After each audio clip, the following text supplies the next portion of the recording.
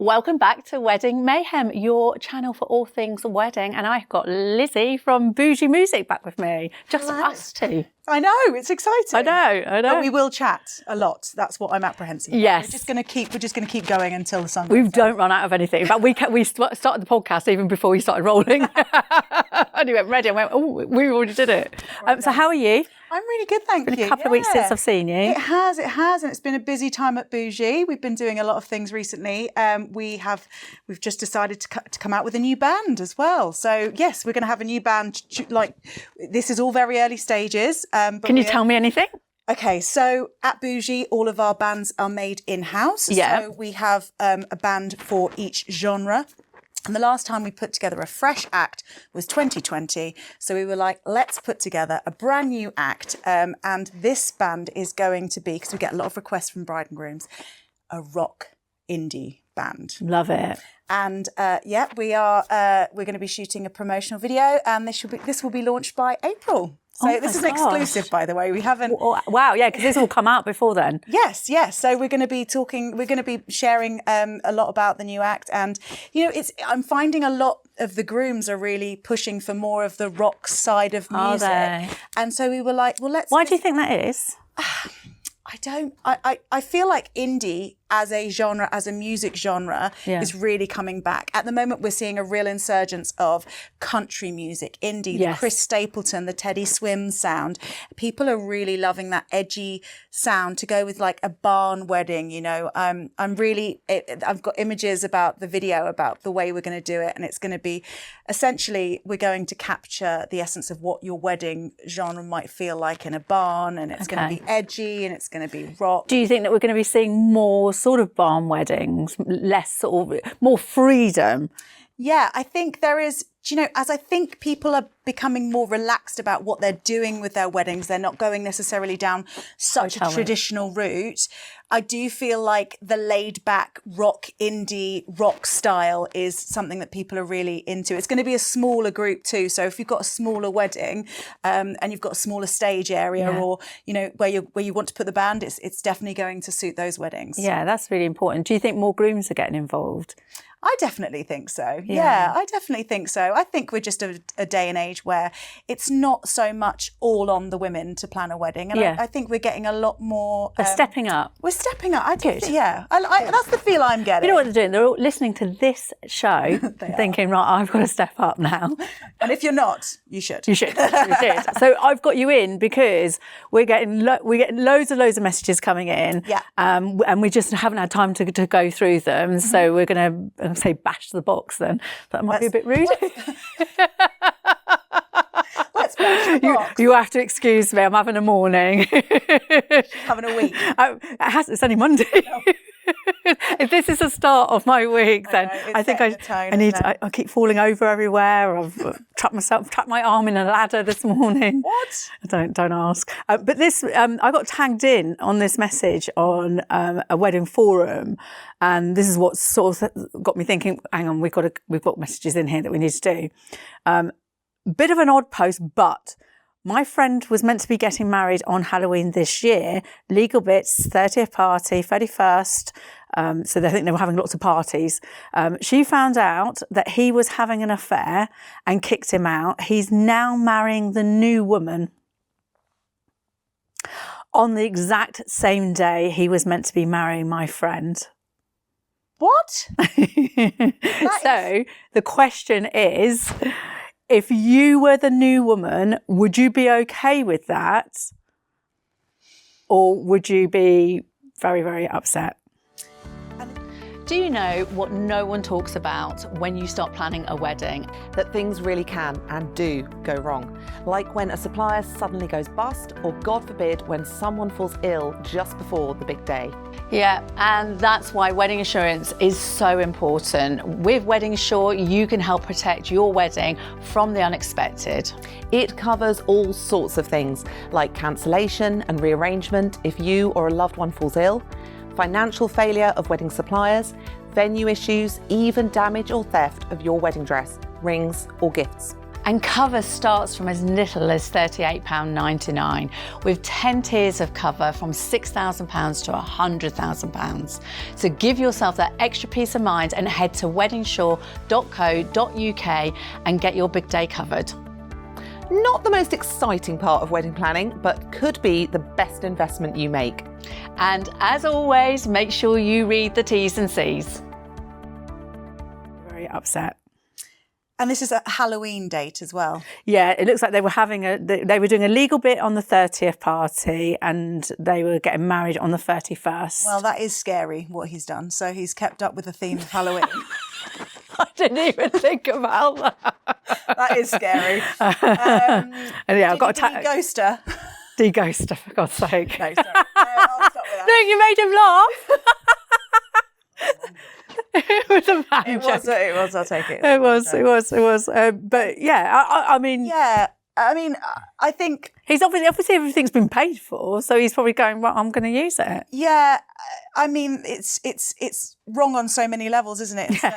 And I think... Insensitive. It's insensitive, but I also think if I personally was the new partner, I'd want nothing to do with what was planned before. Yeah. I'd want it to be a total fresh start. But does she know?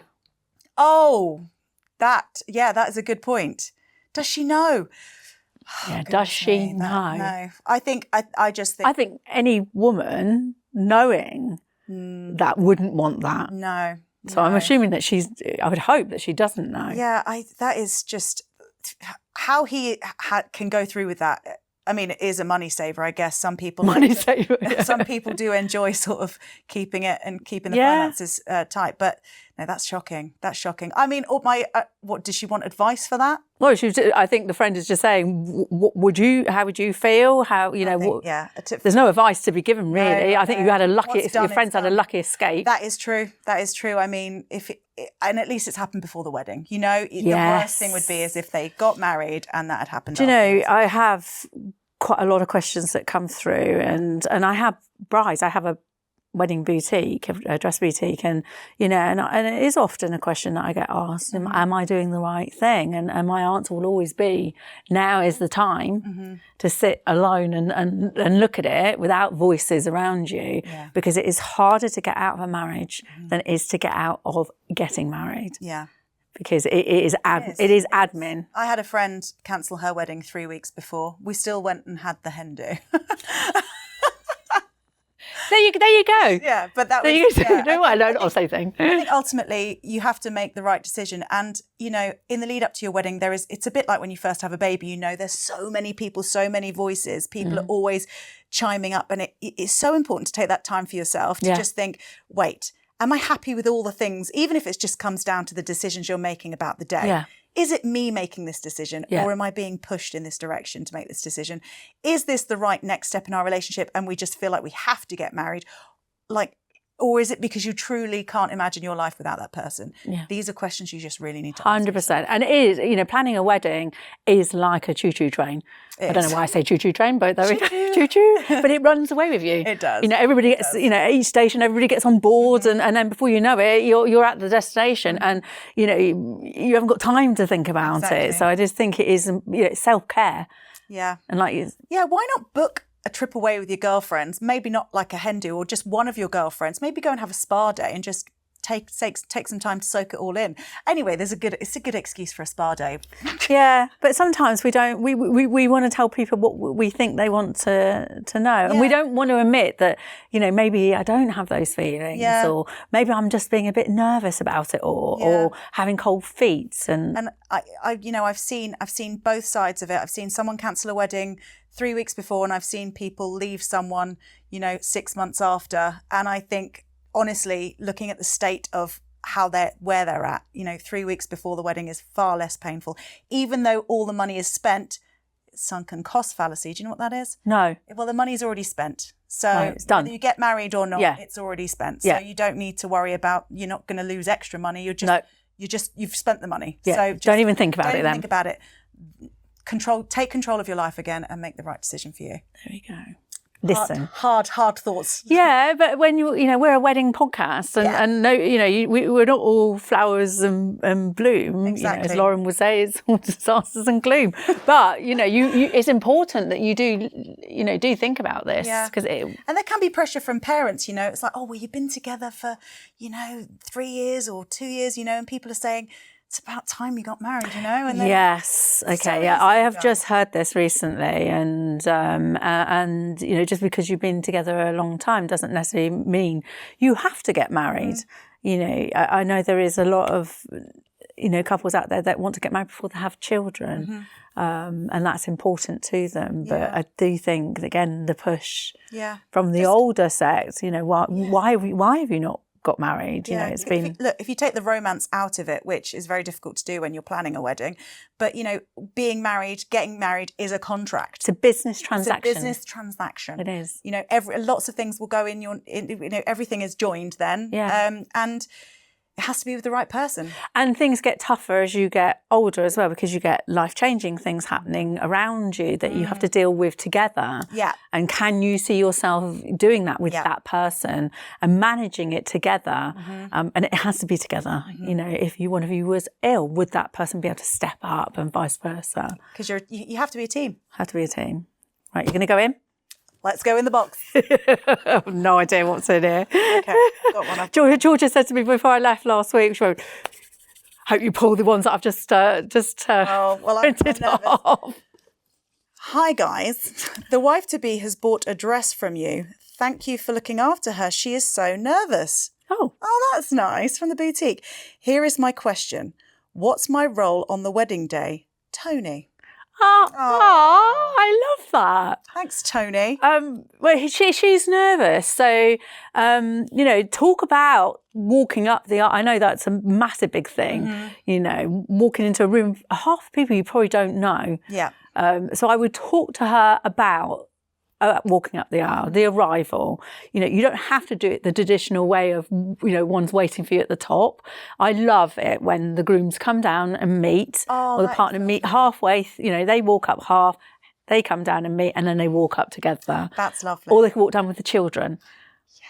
Yes. Oh, yes. I mean, it's one of those moments, isn't it, where you build it up. I remember in the lead up to my wedding, I just kept envisaging me walking up that aisle, because I can't think of another scenario in my life where that I would have had that experience where you walk into the room and everyone's looking at you. And they are all looking at you. So it is nerve-wracking. It's just the thing you see as a trope in films all the time. It's just that thing where you walk around the corner and then your husband sees you or your partner sees you for the first time in your dress. And it's that moment. And just helping with that mental preparation is really important. Yeah. With me and John, we went to the venue. We were lucky enough to go to the venue. It was an open house. So, I was worried about the steps because I am clumsy. Very clumsy. Might have dyspraxia. But walking down, I had 2 flights to come down, and it was very Scarlett O'Hara steps. And I was worried about the steps, and I was in heels. So he came with me and we walked down steps together. And, we counted how long it would take to get to here, and here. So there was no rushing. So he was a huge help with that. Yeah. And, I think that's important, helping to take the load off preparation-wise. Yeah. Because girls run with it, don't they? Yeah. I mean, just sort of saying, what can I do will go so far. Yeah. Right. You look like you need help. Or don't say that. No, I was going to say I was looking at you thinking, did you actually say that? You look like you need help. No. Yeah, choose the tone. Also, rule number one, choose your words. And moment.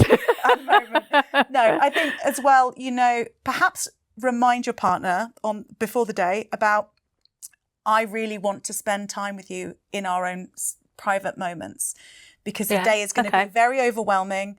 And it might not be on the checklist for the day of all the practical stuff that's been planned, the timings.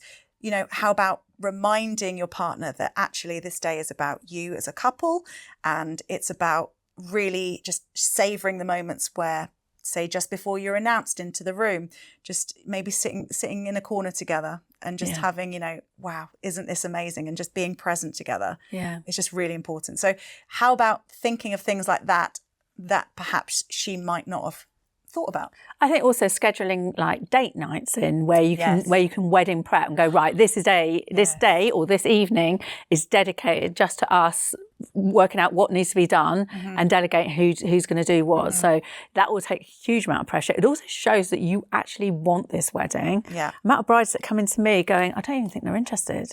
And they are interested, but they're just scared. Yeah. Scared of like asking, are you needing help? What can I do? Can you be trusted with that help? I think is a lot of things. Because I also think women are really good at looking like they've got everything. Oh, we mask a lot. Control. Yeah. And I actually think, just saying, can I help you is such an important question. Or what can I do? Yeah, what can I do? Yeah. So, there you go. But I love it that he's written in. I've got a long way. That's lovely in itself. Not got my glasses on. Oh my goodness, that looks tiny. Oh, good. It's not just me. Hi, I saw this on a group and know that you guys will know what to do and say. Oh, right. Oh goodness, here we go. I was supposed to be getting married in a few months. I'm scared. Last night, I found out my bridesmaid, my brother's girlfriend, and my fiance have been messaging each other. Oh, it's okay. Like in a nice way. And sending each other naked photos. Well, no, shouldn't laugh. I'm heartbroken. Not sure why I posted this on here. So she's obviously posted it on a forum. I'm just so unbelievably heartbroken. What would you do? So whoever obviously I was watches laughing us, because I thought that it might be that they were messaging about the nice wedding things in a helpful way. Yeah. Not because of what that was. So they're obviously having a thing. That's horrendous. So the wedding is obviously off. Yes. Yeah, I have no words. I think you've done a very brave thing by calling that wedding off. Yes. And calling a wedding off is it's so close to home. Yeah. Practically sister. It's the girlfriend of your brother. This is the thing so nowadays, where the people just can send pictures of themselves like that and be okay with it. Yeah, and if you can do this before you're married, he would definitely have done this afterwards and further afield, and probably he's doing it to lots of other people. So you are. Yeah, if there is someone with that kind of behaviour, it's not going to be the case that they've done it once and got caught. Yeah. It's going to be that they've done it so many times and this is the one time they've been caught. Because the chances are that this is just behaviour, learned behaviour. It's just awful. I think, it makes me question how seriously people take their weddings and take marriage when they can make decisions to do that and then do that to someone. It's just... I don't want to sound sexist here, but normally it's the man who asks the woman to marry, in addition. Yeah. We'll come up to Valentine's Day, you've got a Valentine's dress on.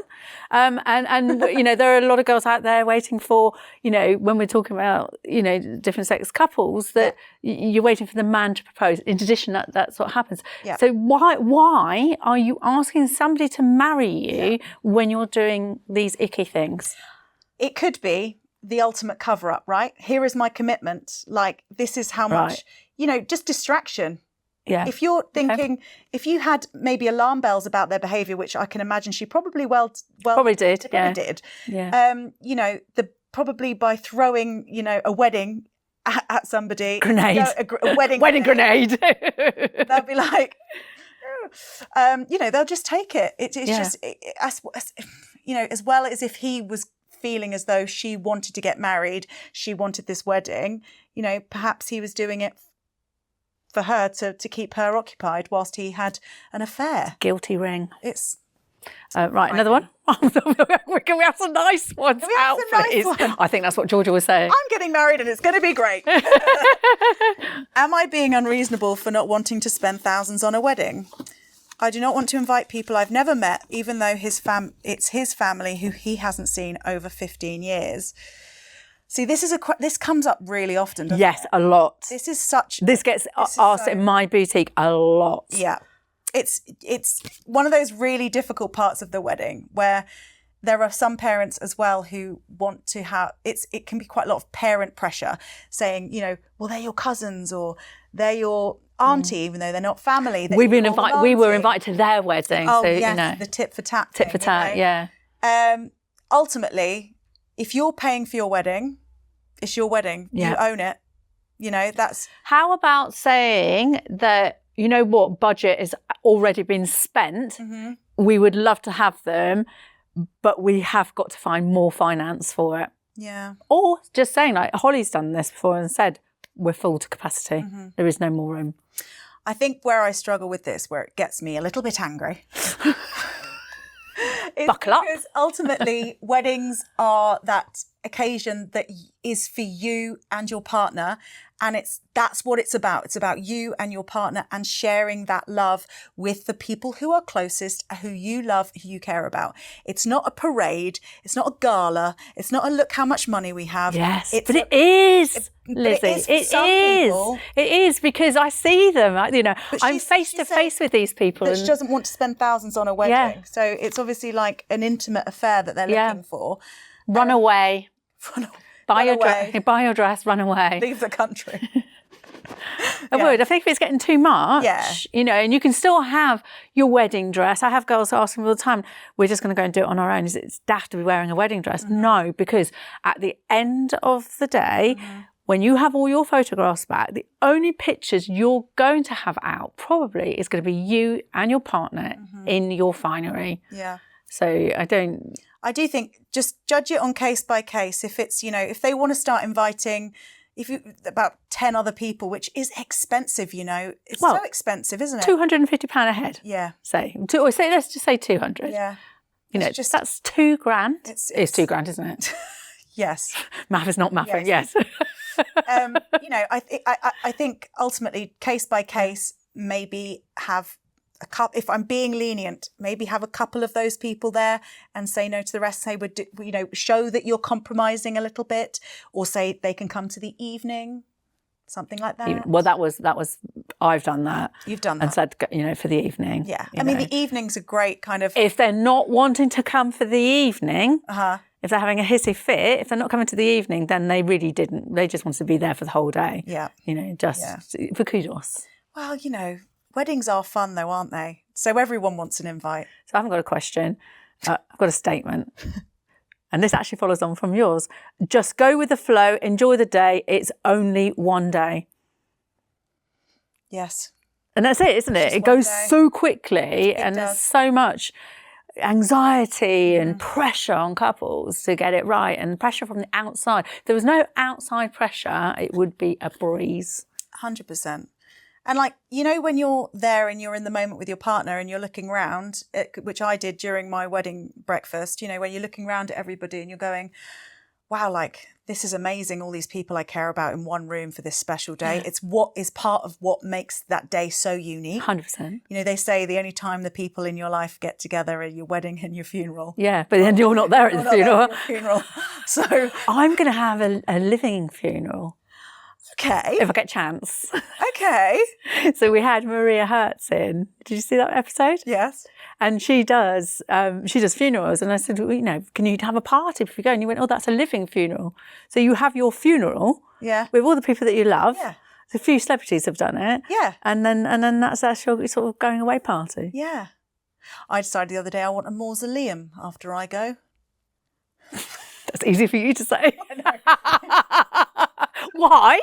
I just want a big shrine. Oh yeah, is that too much for Tim to come and weep at? I'd like every Sunday. I'd like Tim to sleep in there. Sleep in there. Okay, next question. Okay. A bit too much, isn't it? Why do I turn people weird on my sofa? It's not me. It's not you. It's me. Should I have a say in the guest list? She has a bigger family than me, but I have more close friends. Getting a bit of heated debate. Simon. Right. Well, first of all, thank you, boys, for messaging in. Yeah. Love that. Yeah, it's really good. Yeah, it's really hard because your friends are like family.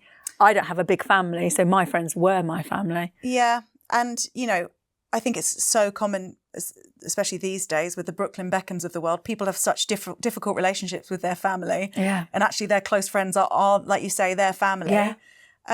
It's, you know, it's obviously it's case by case again. But Simon, if it means so much to you, communication is key, and you need to be able to speak to your wife to be.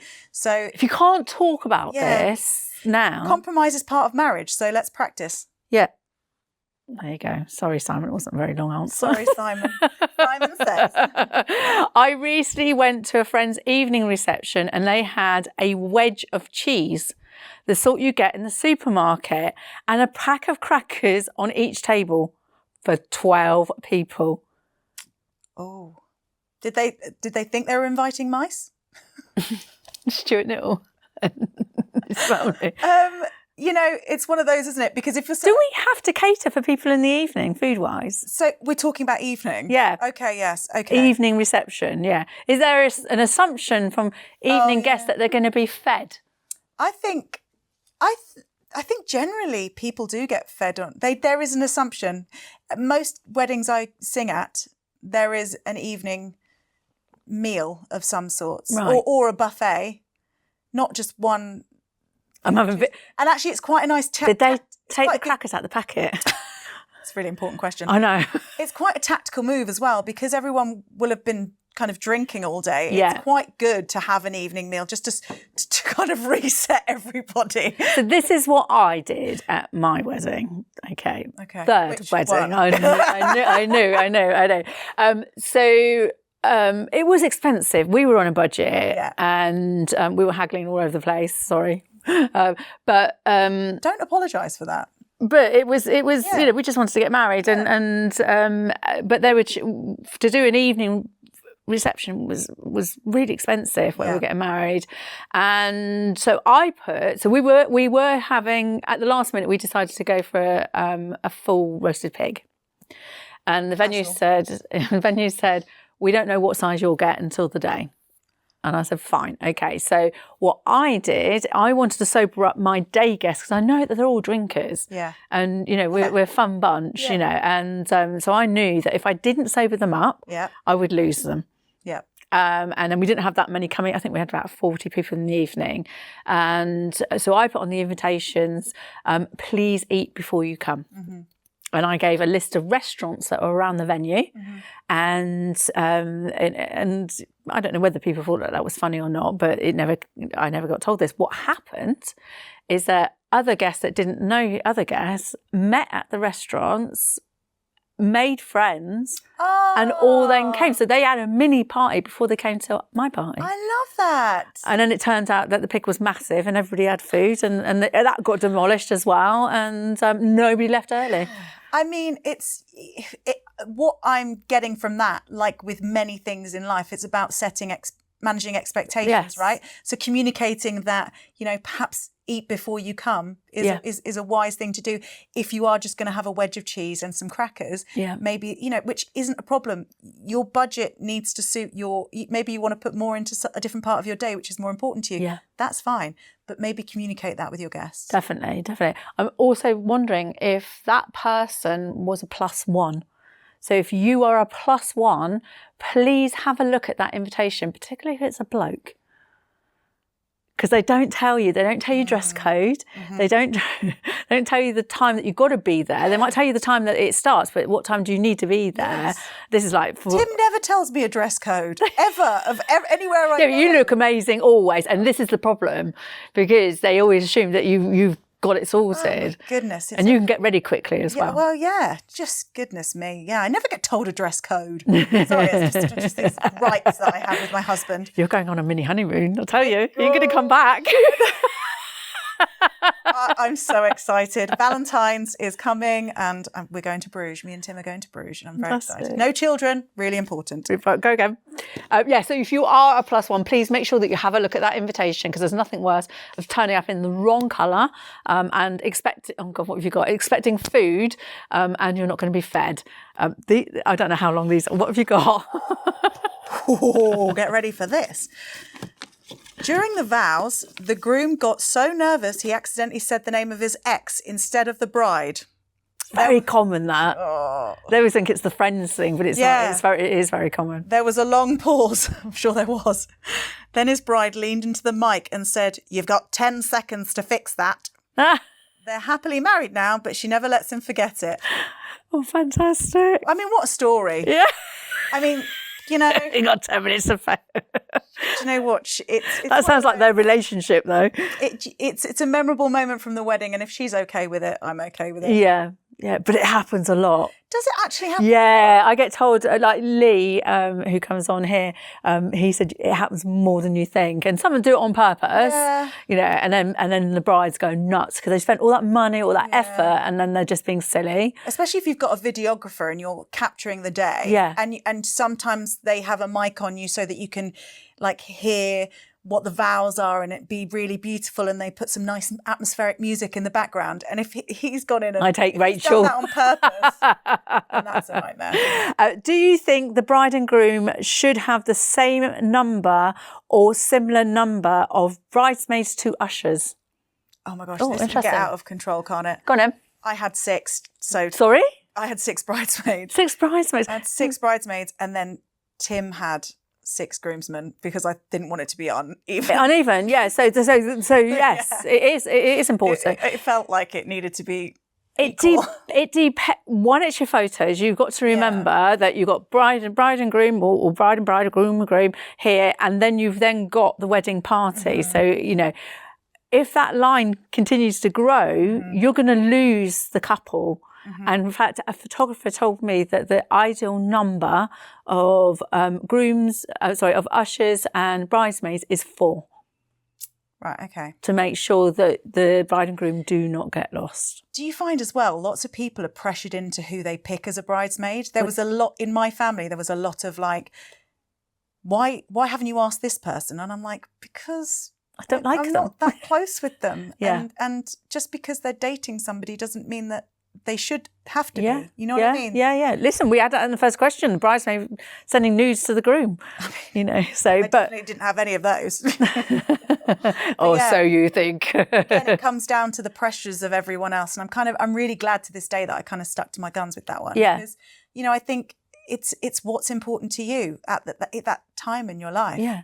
I remember being a flower girl to an auntie's wedding, and I think she was under pressure to have us. I mean, we look good, but you know, I think there were many other children that she could have had as well that she didn't. But I think she was pressurised into. Was this recently? No, I was flower girl. I'm joking. But you ain't coming again. Right, get in there. I do think it's equal because you could have them coming up the aisle together or separate where you can do uneven.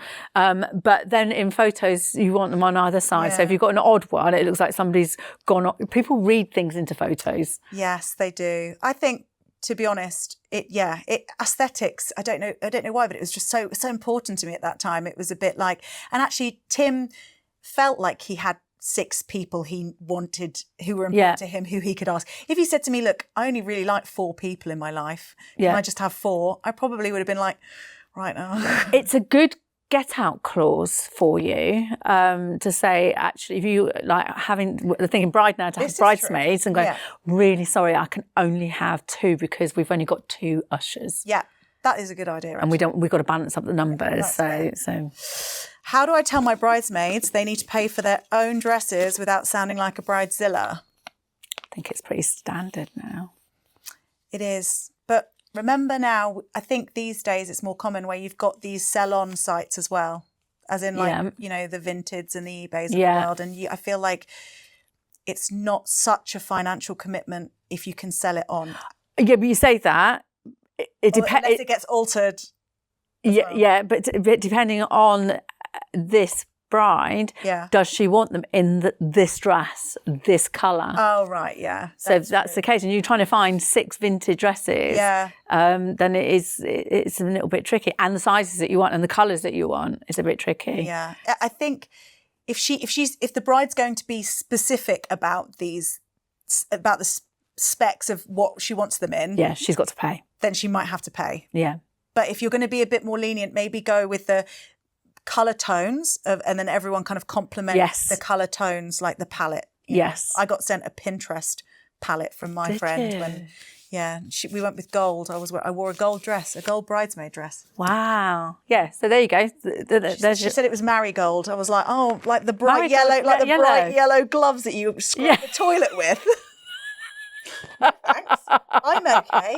Thank you. Yeah, so I think that's it. I think, you know, if you are saying you've got to have this dress from this shop and this colour, and, you know, tailoring can be as much as the dress again. So, and I had this in 2 weeks ago in our boutique.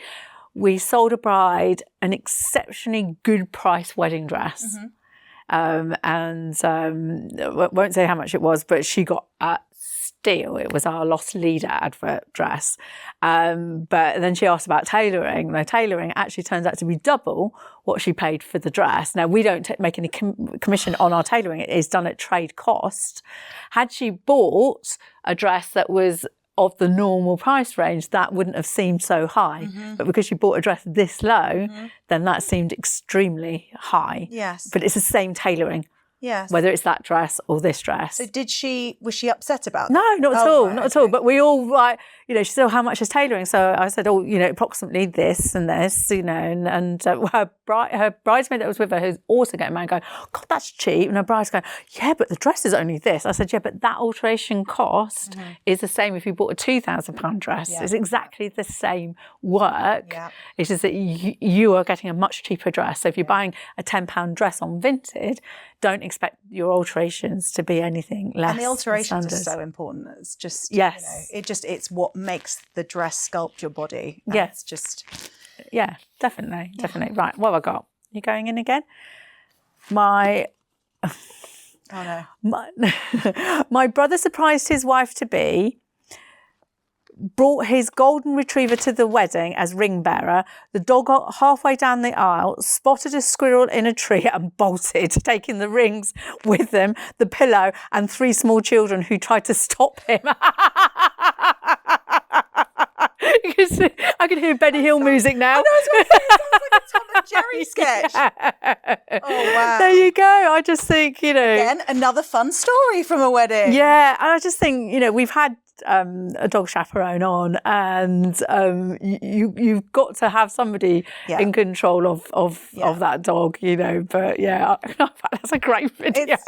I mean, at the end of the day, you know, what makes your wedding unique? You know, these are these moments that make them really unique. Yeah, exactly. I'd rather have that than the other one. Yeah, the other one. So this one's just a comment. Yeah. Stay present in the moment and enjoy. And I absolutely cannot put myself behind that even more because it's so important. So we are picking these out at random, right? Yeah. Make sure you enjoy every minute. The day goes so quickly. Oh, see?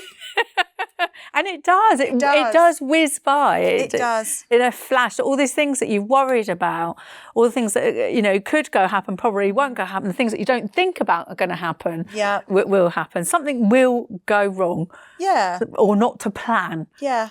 It's just having space in your mind for that as well, because it's like life. You can plan things to the nth degree, but it's not always perfect. But what is the most important thing is being present in the moment with your partner, and let the chaos around you just let somebody else deal with it. Yeah, it's exactly. Go on, and what you got? Sorry, have I fallen behind? It's because we don't do this all the time, so we're like, okay, waiting for him to attend. Don't be afraid to delegate responsibility, stress less, and enjoy as much of the day as you can. I think we've covered that one. I know, it's so hard though. It is. Because by the time you've explained it, you might as well just do it yourself. So how do we not do that? I think you're going to have, people have to just learn not to be control freaks, which is really hard when it's your wedding and it's so expensive. Yeah, and this is it, it's expensive. So you can't afford for it to go wrong. Well, do you know what? Something did go wrong at my wedding. Go on then. So I got married in a place called Marlow in Buckinghamshire, and there are 2 churches called All Saints. And some of my flowers went to the wrong church on the morning. It was meant to be that the aisle was had on alternate, in the pews was going to be alternate flowers. What do they call those things? Pews? Yeah, but I think it's called the end of the pews. Pews the moose. I know. I'll get told off from my mother-in-law about this. She knows all about churches. But I didn't even realise on the day though, as I'm walking up the aisle, I didn't even notice this. Yeah. I only noticed after my photos came back, and I was like, I'm sure I agreed that the flowers would be on the end of those. But in fact, to be honest with you, there is a picture of me and Tim that we've got up on the wall where we're walking out of the church, and if we had have had all those flowers in the middle, the picture would have just looked so over the top and chaotic. It would have just been too much. And actually, it's very simplistic, and you got to see some of the church's architecture, and it's just really atmospheric picture. So you can overthink a wedding a little bit, can't you? That was an overthought, I think. And you know, my florist was so wonderful and so apologetic. But I think this is important because we've had chauffeur come on going, there was 2 addresses that were very much the same, literally about 10, 15 minutes apart from each other. So I think if you're planning, well, not think, but you need to be really like, it's this one. There are, and put a note saying, there are 2 of them. Yeah. You know, get the right one. So, you know, so their heads up going, oh, right, there are 2 of them. Who would have thought that there would be 2 churches called the same? I know. There's one on the river. And what was God thinking? I know. All saints. I mean, but I found out that my florist did actually have someone just helping her out that day, a friend. Yeah. Because it was quite a big Did you go big? So you didn't need half of that. So you could have saved money. I could have saved. Well, to be fair, she did refund me. Yeah.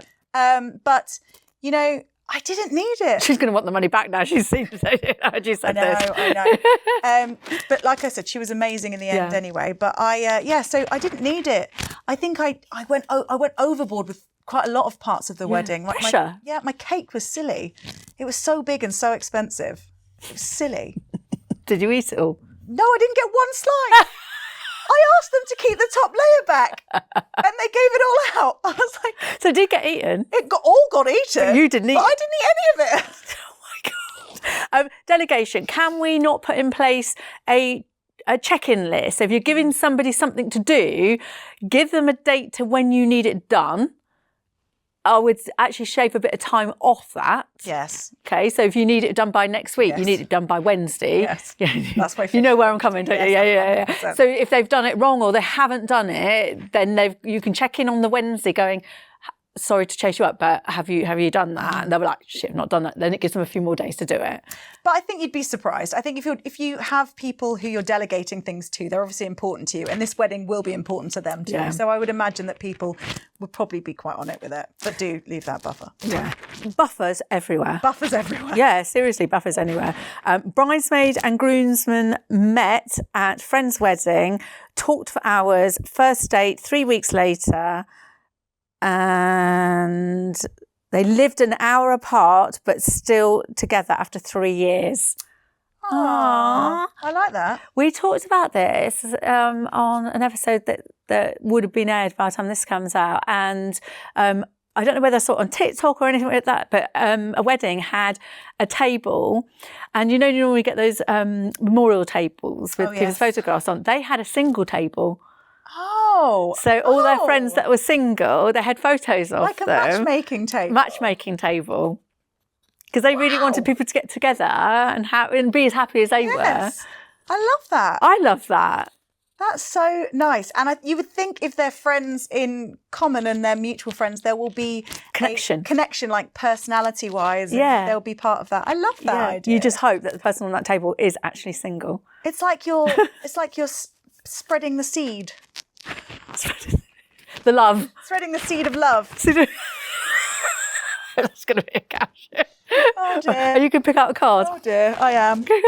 Right into the box. Right. Here we go. Yeah, your turn. I'll go. Obsessed. Oh, there's a hair on that. Oh, who's this that? Oh. So who cheated on me? Blonde, it's Holly's. Obsessed by Lauren's hair. She looks amazing. Can you let me know what she uses? Love, Ellie. Do you know what? I do know the answer to this, and it is Schwarzkopf. Oh, does she? Is that right? Yeah. Schwarzkopf. And because I've I used to go and buy it for her on a Saturday because she'd be like, you? I've had no time to go and buy it. So I'd go and buy it, part of the lunch packet meal deal. And I can't remember the number, like 464 or something, but I'll post it The on. red one, right? What cover was that on? This one. A blue. Oh, that's come from the shop. Okay, so I'll put it on our stories. I'll find out. So she was in this week. Oh. And I keep in touch days because she's on maternity leave. Hello, groom. What colour do you? Your colour's very similar. I know. I go to the hairdressers and get L'Oreal Expert, but I do top it up with Crazy Colour, which is a semi-permanent, like meant to be more natural dye. I use that. Okay. I use Fire Red. Fire Red. I've got a feeling it's quite similar colour, isn't it? Yeah. Right. Okay. Right. I'll carry on now. Hello, groom that's now married. The boys and I went for an impromptu quiet pint the night before the wedding to calm the nerves. Unfortunately, I dozed off in the loo and the pub locked up with me still inside it. What? I had no phone battery and was rescued by the landlord at 9 a.m, who gave me a beer for the road. Just made it to the wedding. The boys thought I had gone home. Great show. We both love it, Matt and Sarah. Does Sarah know? Sarah knows now. Obviously. Probably, yeah. This came back from a groom episode that we did. Right. So, yeah. So, wow. Yeah. I mean, again, these stories are what makes your wedding unique. It makes your whole experience, and then that's something you can always tell people for years to come. Exactly. He's waving at us. 10 minutes. Let's get as many in as we can. Okay. Two family members don't speak to each other and refuse to sit near each other. How do we avoid the drama? Well, tell them to not be so selfish and remember what the day's about. It's not about them. It's about you. But people don't care, do they? You know, I'm really up for sit where you like. Yes. So no name tables. Yeah. You have your top table with the couple on, and maybe a parent table, maybe. But sometimes it's not worth the drama. It's not worth the drama. So you know that's going to be Aggie from the beginning. So you don't want the passive aggressiveness at your wedding. No. So let them sit wherever they want to sit. Sit where you want to sit. And there is going to be a fight to get to the table that they want best. Yes. So maybe put the tables in equal, nobody's at the back. Oh my gosh, as if planning a wedding isn't like hard enough, and you've got to now negotiate, and they've got to be at equal levels on the side. Because you're going to get the person that goes, well, I'm more important, I'm going to sit there, so. Also, please do remind them it's not about them. But when are you going to get that message across? Send them an email. Send them an email. But yeah, I'm for not naming tables. Yeah. No table line. Make sure to take professional photos with your friends. I didn't, and I regret it. We never dress up, and I can never get that photo. Friends are the family we choose. There you go. It's very true. So again, that's down to doing a list of your wants for your photographer. Yeah. Very, very important before the wedding. Yeah. 100%. And make sure your photographer's there in the morning as you're getting dressed and you're ready, and have those close friends maybe come a bit earlier to spend some time with you. Yeah. Even if they're not bridesmaids, they can come. Yeah. Have a little visit. Pop in a little visit. Okay. Top tips on how to include my mum during my wedding organising. Love, Izzy. Not Lizzie. Not my Izzy. Top tips on how to include my mum during wedding organising. See, I didn't really involve my mum in my wedding. I didn't have my mum, at first wedding, and that was horrific. Yeah. But luckily, I was in Surrey and she was in Cornwall, so there wasn't that interaction. Yeah. And we didn't have mobile phones back in those days. Yeah. So, but I can imagine if she was there, it would be horrific. I think my mum was quite happy to sort of not be involved, help organise it. I think, my sister had already got married and she'd been involved in that one. Fine. But in terms, does that help? Do you think? What, not having my mum help when they've already done a family wedding? To take the pressure off, maybe. Yeah, I think so. I think it's not so intense. I think, having my sister's older than me. She's firstborn. It's like the first wedding of the family. It's very exciting. And it's their learning curve as well, isn't it? Exactly. I think they were able to sort of sit and enjoy and take a lot in our wedding, my mum and dad. But I would say giving you advice into how to, perhaps, you can do things. You don't have to. I always say this to people. You can do things more than once. So if you're going to go and sort of do something that's really important, like that you want to really focus on and not have any input from your mum actually there, politely, plan the same day, but bring her along. I did that with my wedding dress shopping. I went with all my bridesmaids. Yeah. And then took my mum a different day. Yeah. And was like, this and kept that. Yeah. I when I have it, they want to like bring the whole lot. And I'm like, no, it'll be too much for you. Yeah. I don't want to speak on your behalf, but trust me, after 25 years, I've done this. Just in case you find the dress on the first day, bring the people that you really want to share that experience with. Now, it could be your mum and your nan. It could be your best friend.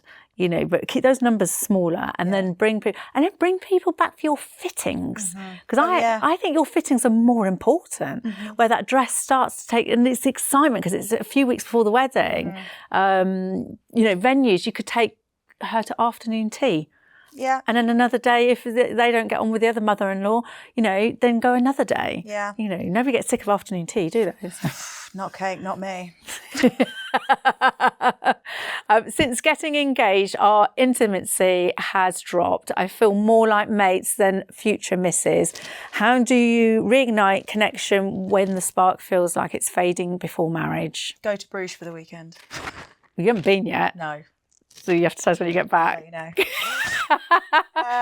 you know what? It's hard. And I do, I'm assuming this is male and female. And I tend to find once the engagement and the excitement's happened, then there is that settlement, isn't it? Everybody gets settled, and you do have to work on relationships. You do. I said this the other day. There are so many of our friends of our age now, once the dust has settled, the excitement of being engaged, you're dating, you get Bubbles engaged, burst. You get married, and then nothing to look forward to. Nothing to look forward to, and then you realise that you've actually got to create that within your own relationship. Yes. That's the hard work, keeping it fresh. And it does take two.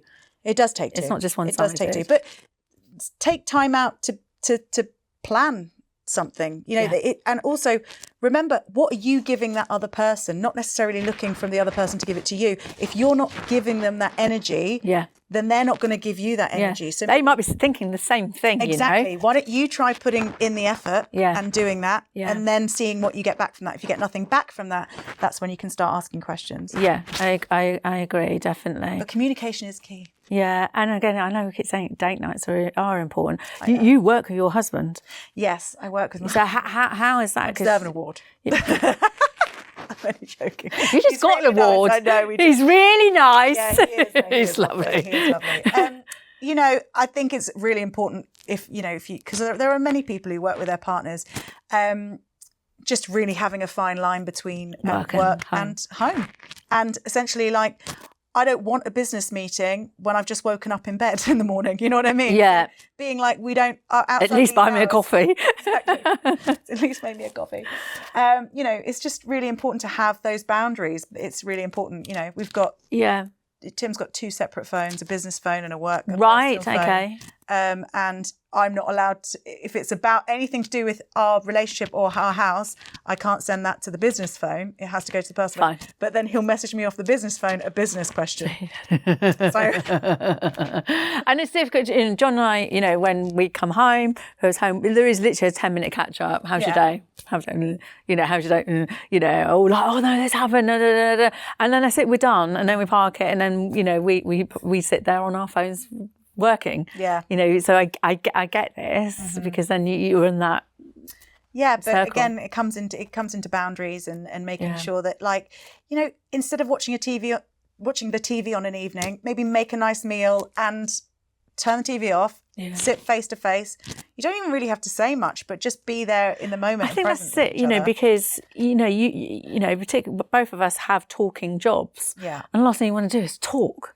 Yes, and this is the same as a lot of people. You you're done talking. Yes, and you can feel a bit like, especially with young children, I can feel a little bit like, can everyone just go away?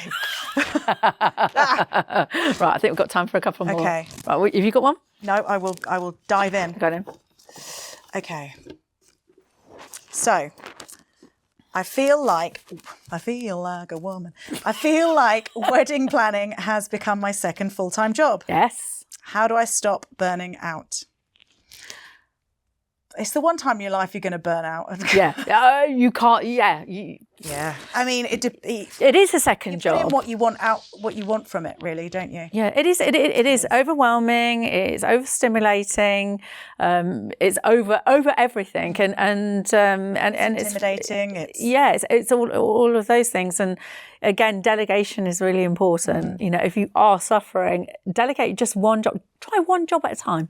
Yeah. See how that goes, and then if that goes all right, delegate another one. And also, don't spend a lot of time over certain decisions. Keep making decisions and move forward to the next thing. Yeah. You know, on the day, Procrastination. those are the little details that you will not even notice.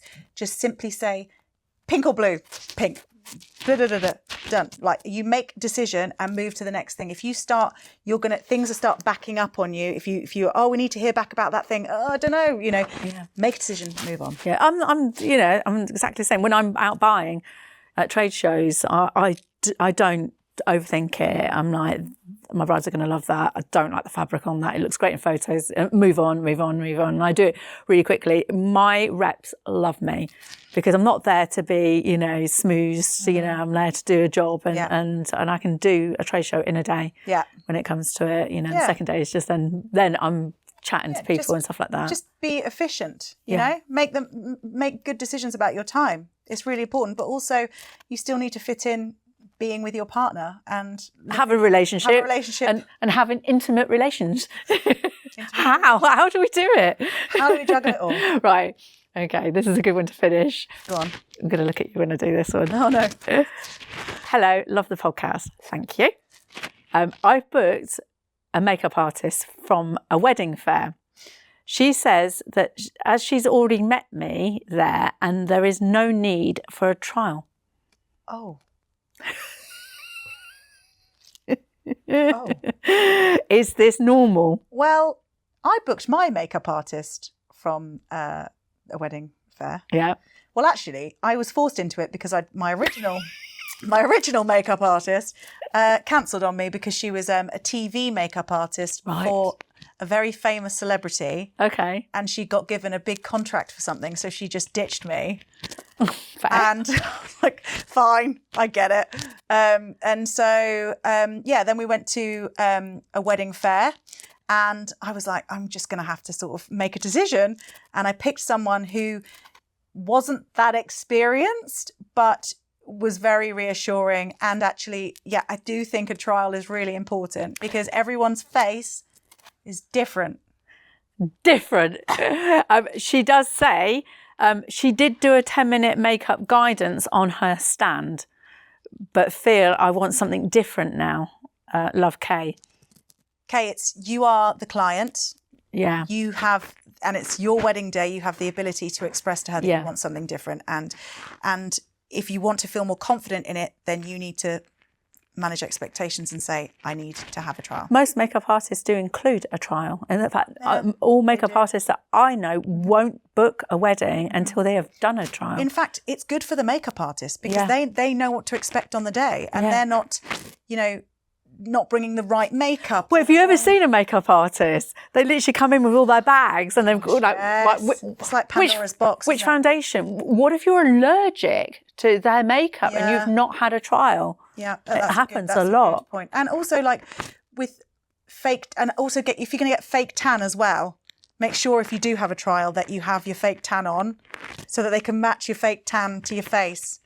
I always say have your trials. Yeah. So your testing of your fake tan and stuff like that for your what is it? Your hen do. Yeah. Oh, yeah. Or hen do's. It's a good trial run. That's a great shout. Isn't it? Yeah. So you'll get those photographs out and go, oh, no, actually, I didn't like it. Or going out. But makeup artists say that you should only tan to your neck. You shouldn't actually do your face. Yes, I have heard this. But then you've got to walk around like a lollipop.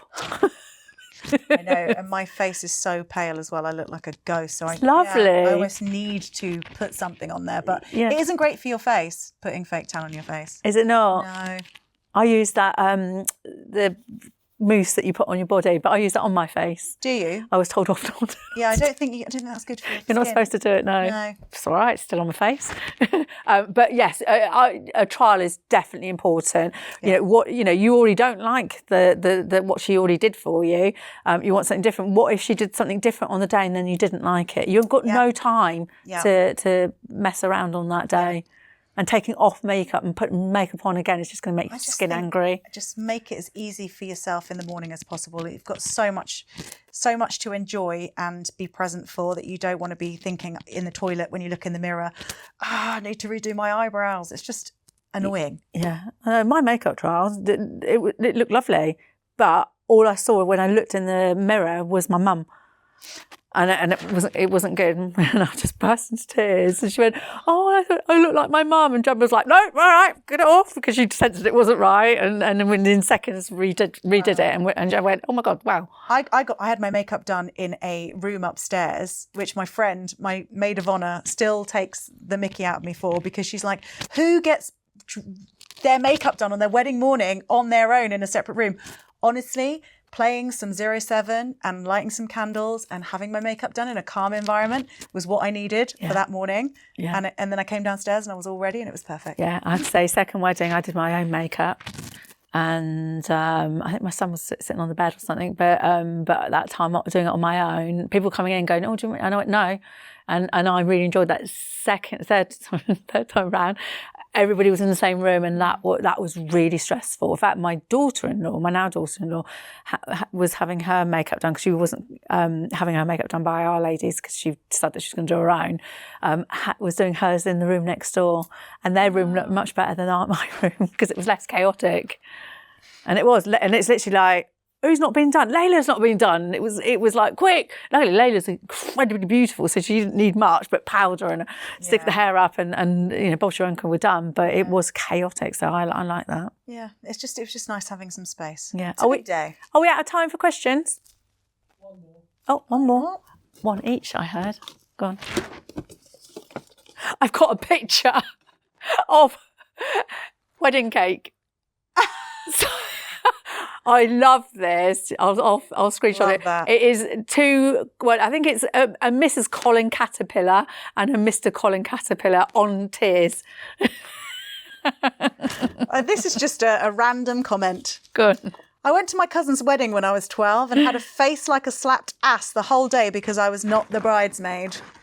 She was 12. Oh, she was 12. Wow. I mean, it's really, the thing is when you're 12, you want to be dressed like a princess and be part of it, don't you? Yeah, yeah. And if you've got that situation, make sure that you've got things for that age group. Make sure that they're in that environment. Don't chuck them into an environment that they're not going to be comfortable in. Also, it's a good lesson to learn that you're just not always in life going to be asked to do the things that you want all the time. Yeah, grow up. Yeah. I feel like I've lost a bit of myself since I've got engaged. How do I keep my individuality while building a future together? Have interests that you still do that you like and enjoy that your partner doesn't do. Create new interests together. See friends. Yeah. I don't know. Read books. Yeah. Read books. Have sex. Go to the cinema. Yeah. Again, it's setting aside time, and I tell you what you do. Okay. Date nights. Okay. We keep saying about date nights. It's easier said than done, right? So why don't you, if you can, do 2 date nights a month? Mm-hmm. Okay. If you can only do 1 a month, that's fine. But you pick this date night. And then the next one, they pick the date night. Oh, I like that. So they have to do what it's a bit like dating, right? So they get to do what you're doing. Yeah. And then vice versa. Well, this is back to me and my husband again, but we have a date day every week. So on a Thursday. Every week? Every week. We go. I'm lucky if I see John. We are literally. Sometimes that also works for people. It works very well for us. But when we first started dating, we would plan it. Yeah, we do alternate weeks. It just reminded me that that's what we used to do. Took him to the zoo. You do those things when you're dating, right? Yeah. So you used to do them. So you don't do them now? No, we still do them, but we just don't surprise. We just decide together what we're going to do on the day. It's normally just a walk. Okay. Just a walk so that we can talk. Brilliant. Outside the house. Outside the house. And that's it a little bit. So if you live together, that is just a hot house sometimes, isn't it? And just getting out of that environment. COVID was really good for that. Yeah, and long walks. There's nothing better than free. It's free, and you're getting fresh air, a bit of exercise, and you can just talk and talk and talk, and we're very good at that. Yeah, and discuss the wedding as well. So you're killing two birds with one stone there. Yes. He won't let us do any more. We must do more of these. We've cracked through. So thank you. This is so important. Yeah. So please keep sending them in, and we will do another episode like this. And but if you've got anything urgent, I've had a couple of urgent ones come through. Just mark them as urgent, and I will answer you personally myself, either on our Love Me Do page or on the Wedding Mayhem page. Most of these come through the Love Me Do, but we are so grateful. Thank you for coming in. Thank you for having me. And you're going to stay with me because we're going to do another episode. We are. Very exciting. So just a favour to ask, if you've liked this episode, please give us a little thumbs up. Please subscribe and do comment as well, because it helps us grow even further. And where can we find you? Find me at Bougie Music Live. That's where you find our music company. And also find me at Lizzie, LIZZIE_hosts on Instagram. Yes, because you're also a DJ too. I am a radio DJ and singer and presenter and many hats. Many hats. Nor do you need a break. And a mother of two. Life's hard, isn't it? Life's lifing, you know. If you want a wedding dress, come and see me at Love Me Do Brides, and we'll see you all again next week. Bye.